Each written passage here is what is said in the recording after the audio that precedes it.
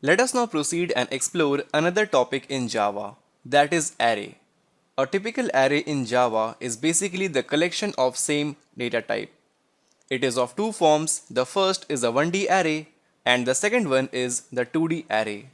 Now the 1D array can also be called as just an array. So first of all, what is an array? Let's check it out with the help of this example. Now in our previous module, I taught you the concept of variables and data types with the help of the example of a class. Suppose this is a class of int that contains the value of 40. Similarly, I have another integer class that contains the value of 7. Another one has the value of 12. Now similarly, we have the character class of dollar, another character class, one more, and here again we have one more character class. And now similarly, we have some float values as well present inside the class. So each of the class represents some data type along with the value. And if you notice here, each of the data type is represented with some particular color. Now currently we have a lot of data type present in front of you. Why don't we organize it and place them together?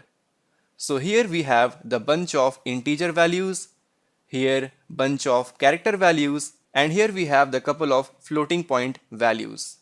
Now suppose we place them on a tray. So these are now grouped together. So the array is basically the collection of similar type of data. So here we have the same type of integer values grouped together. So we call it as array.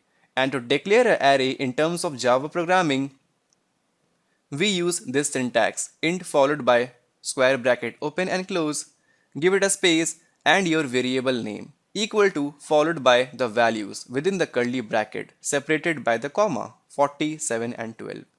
Now similarly, we have the character array defined here, and within the curly bracket we have all the values defined in sequence.